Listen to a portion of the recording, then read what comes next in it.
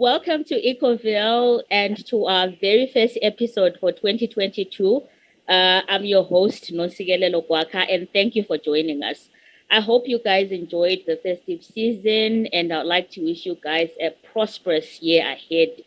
This year, we will continue to give you guys compelling interviews that encourage you to be kind to our planet. So don't forget to subscribe to our channel so you get your weekly dose of our podcast. Today on the show, we are joined by Valentin Gruener, the co-founder of Modisa Wildlife Project, which is based in the Kalahari Desert in Botswana, and it aims to create an authentic learning experience for people to make a difference in wildlife preservation and experience the habitat and culture in a close, personal way. Welcome to the program, Val. Yes, thank you very much for having me. Thank you for coming along. At the heart of your story is your beloved lioness, Siga, and she is the inspiration Yes. of Modisa. Please tell us about that relationship and how it inspired the founding of Modisa. Yeah, so I've always had a big passion for wildlife and especially big cats, I guess. And I ended up moving from Germany to Namibia first and coordinated a wildlife sanctuary there in the guest program. And then I ended up in Botswana, and this lioness was born in a facility for problem predators. They were captured because they were killing livestock on cattle ranches. And she was born there, and unfortunately the rest of the litter died, and then the mother stopped looking after her, possibly because of the whole captive scenario that the lions were put in. And I ended up raising her, and I really decided not to make it a toy for tourists and really just look after her and let her be a lion as much as possible under these circumstances. And yeah, that's about 9 years ago now. So I've had a hell of a long time walking in the bush, experiencing this lion, and it's become a very, very close relationship and sort of the center part of my last almost 10 years of my life, caring for that animal. And she's brought a lot of attention to us as well, and in a way created the publicity around Modisa Wildlife Project today, which we can hopefully use to get more people interested in wildlife in general and then educate them about the real issues that we're facing today. So that's the heart, that's how Modisa was born. Yes, exactly. So there's a film about Siga called Saving Siga. Tell us more about that and the intention of that film. Or is it a documentary or is it a film? Yeah, exactly. So there was a film crew they're based here in Botswana, and they have been filming wildlife since the 1970s. And they're friends of mine, and actually through them, I even got the connection to that place where Sergo was born in the end. And Sergo killed her first antelope when she was about 16 months old. And what happened was that she let me actually sort of assist her killing it. It was a hartebeest, and Sergo took it down, but she didn't really finish it, and I felt bad, and I wasn't sure, can I still get close to this lion now that she's busy, killing an animal? And actually she let me come right up close, and I cut the throat of the hartebeest, and then I opened it up and I showed her how to start eating from the guts and things like that.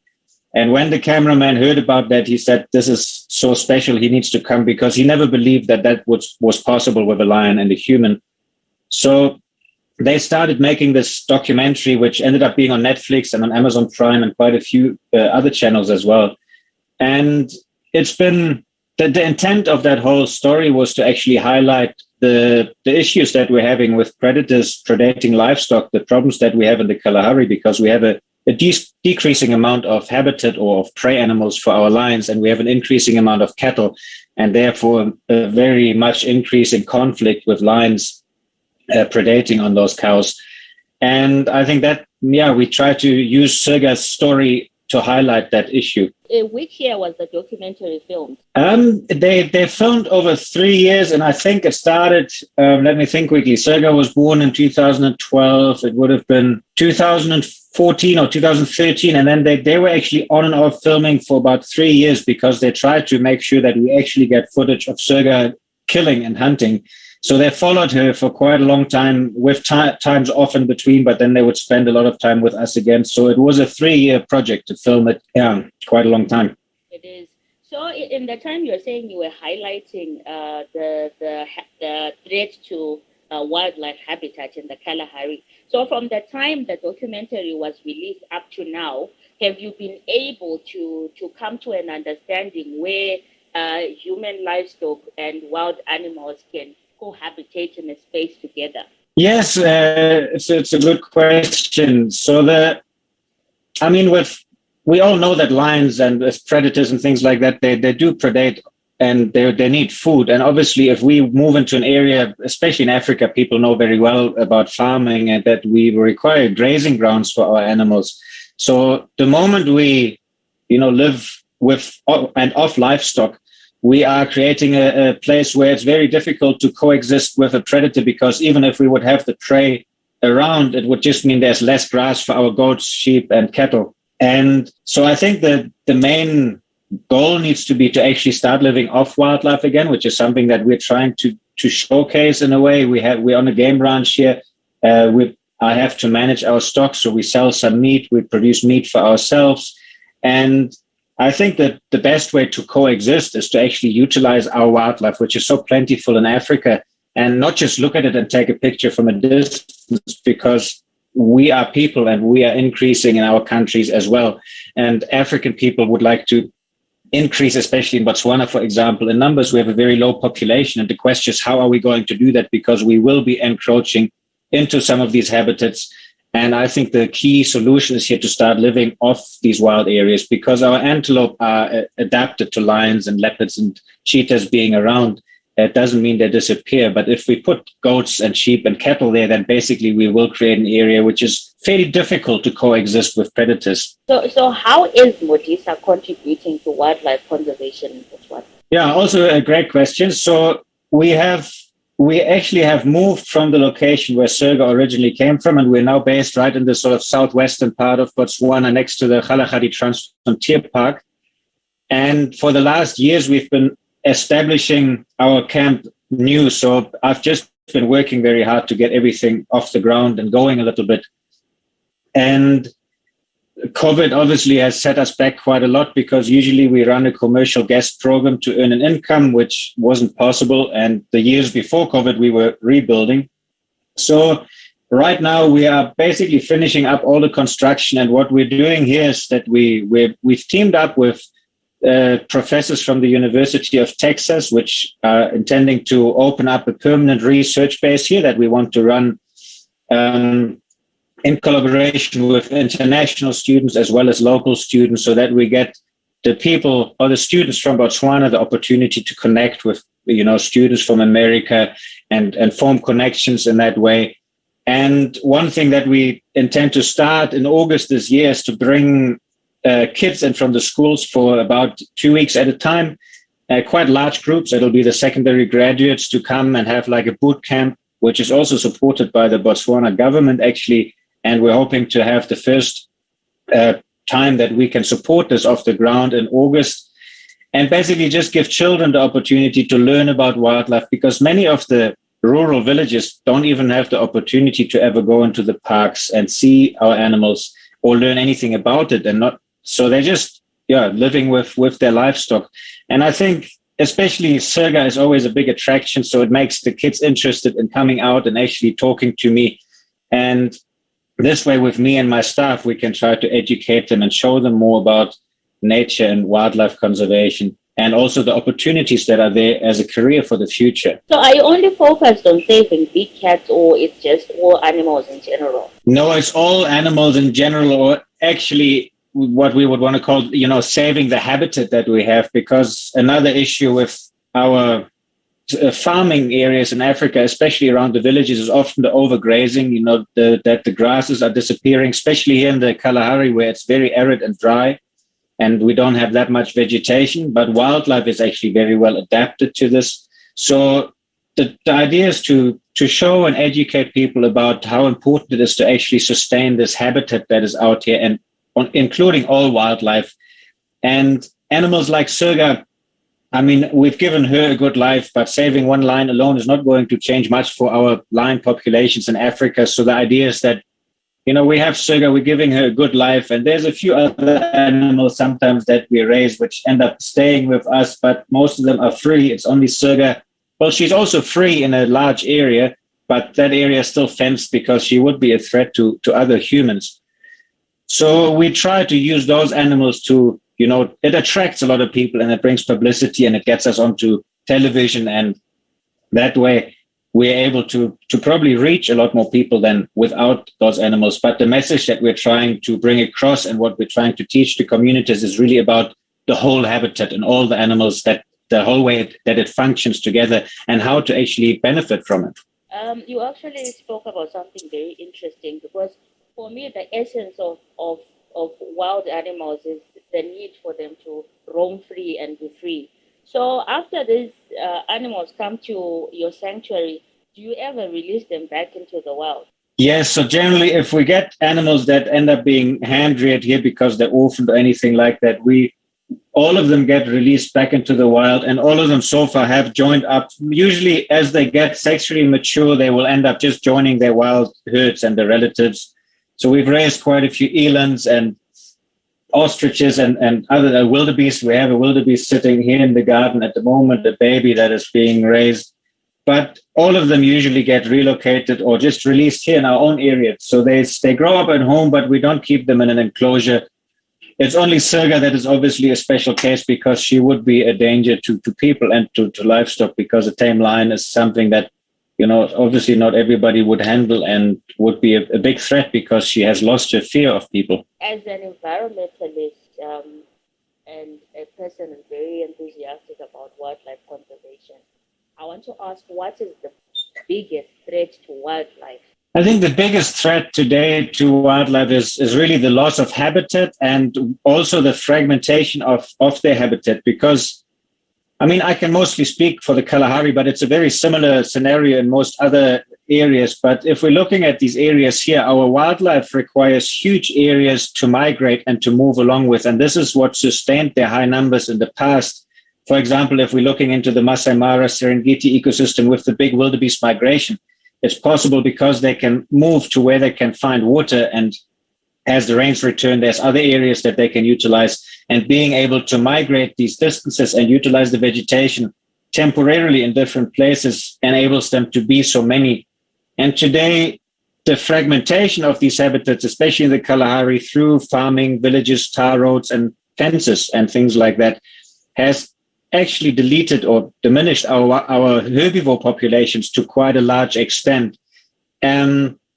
Although we still have massive national parks here in Botswana, which are full of wildlife and really stunning, but there is a decrease in wildlife all over, and the fragmentation and loss of the area and the habitat that they exist in is the main reason. So, for example, it wouldn't help to breed lions and to release more lions into the Kalahari, because there are lions wherever they're supposed to be, and actually we have many problem animals that are being killed because they are predating on livestock.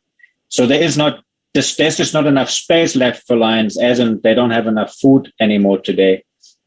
And saving that habitat, or maybe even returning some of it to its natural stage, or making sure that the areas that are still existing today, that we identify what are the important migration routes, what are important areas that we must protect so that we can sustain our wildlife numbers, and really saving the habitat that they live in. That is the main objective.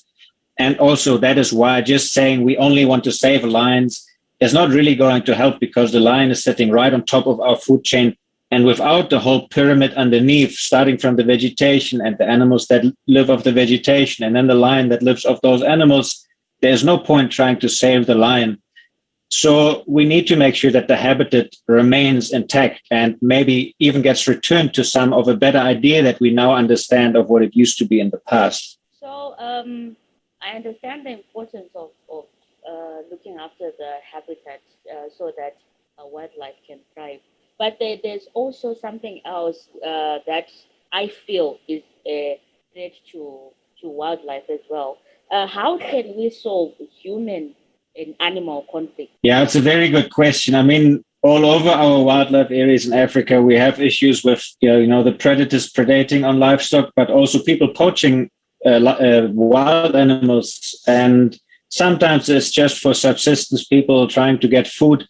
But often there's actually a lot of poaching today that's happening simply because of greed or, financial profit. And now we're talking like predator parts that are being smuggled.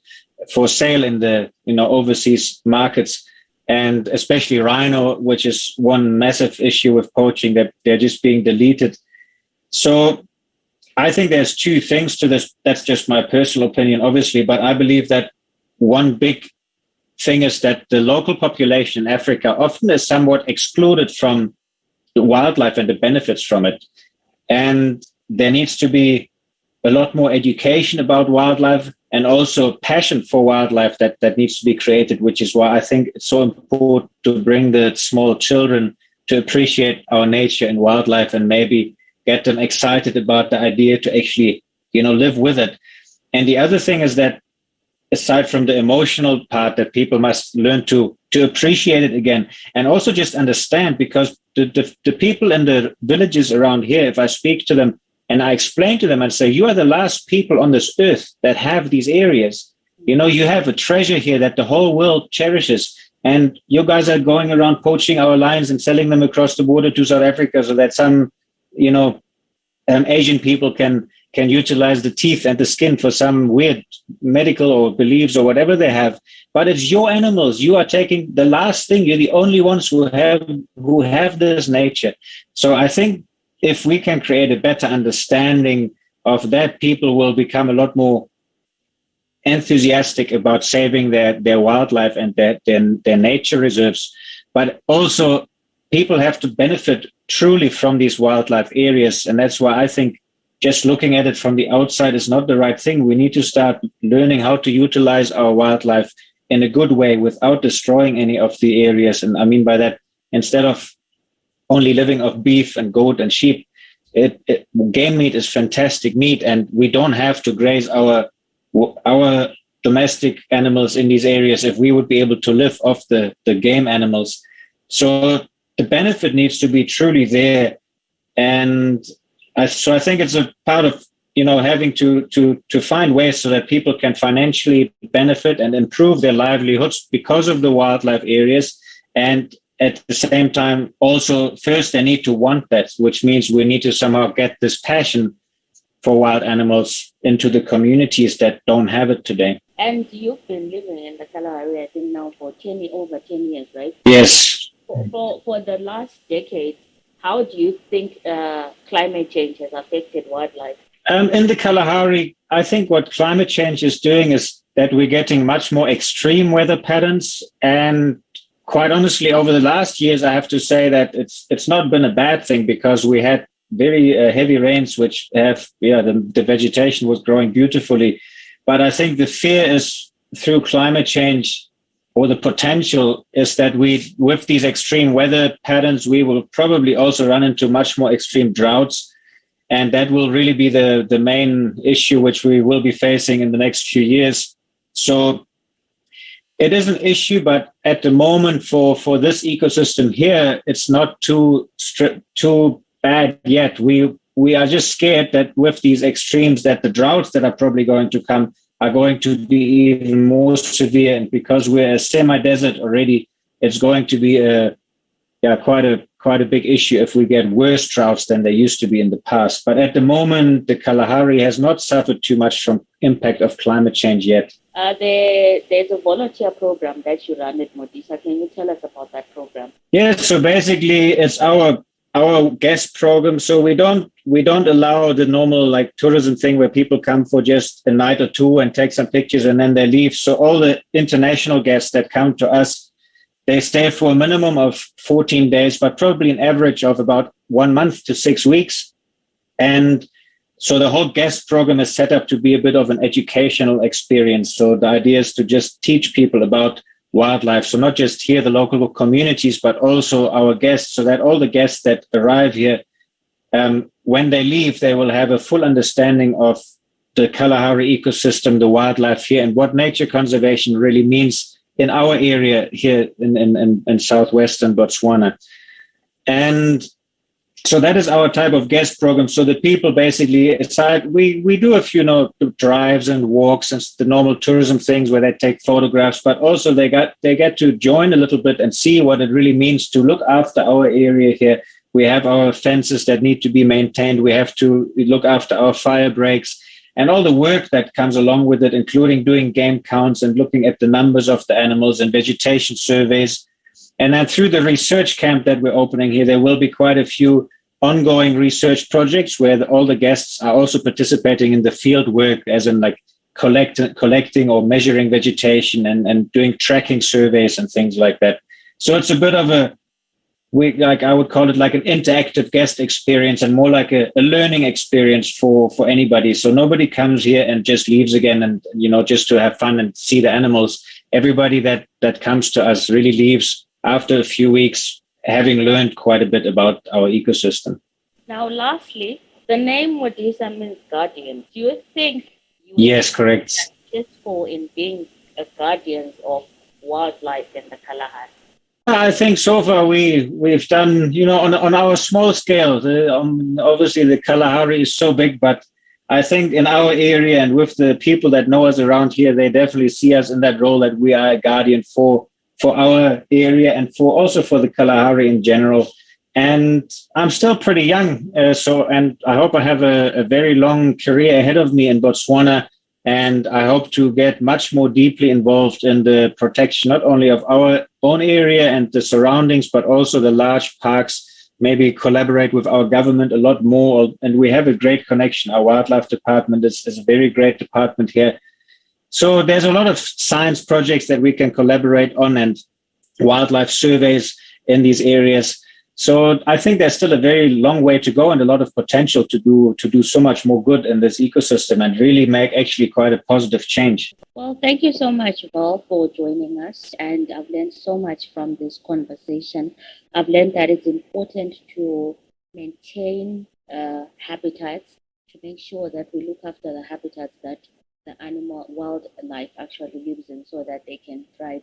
And it's important to actually educate people on the importance of wildlife in our ecosystem.